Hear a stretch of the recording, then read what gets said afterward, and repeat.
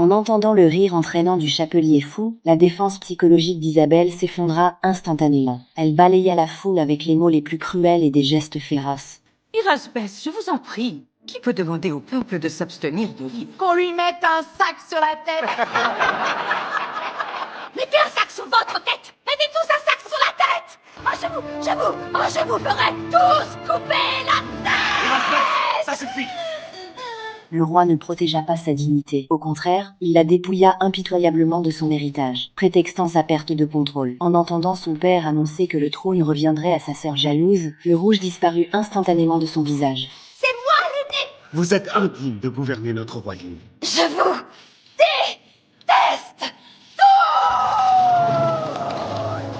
Avant de partir, Isabelle lança des paroles dures et pleines de colère. Elle jura de faire payer au chapelier fou un prix terrible. Le père du chapelier fou pensait que tous ces désastres étaient causés par son rire. Tu as privé la princesse de sa couronne.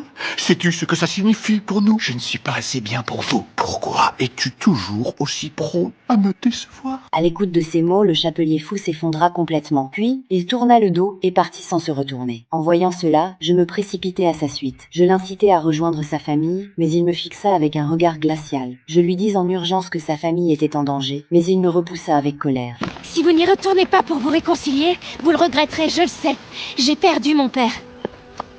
Et je pense à lui tous les jours. Si vous partez, vous perdrez le vôtre, vous aussi. Mes paroles semblèrent finalement le toucher. Il s'arrêta sur le pont et se retourna. Son expression montra un léger doute.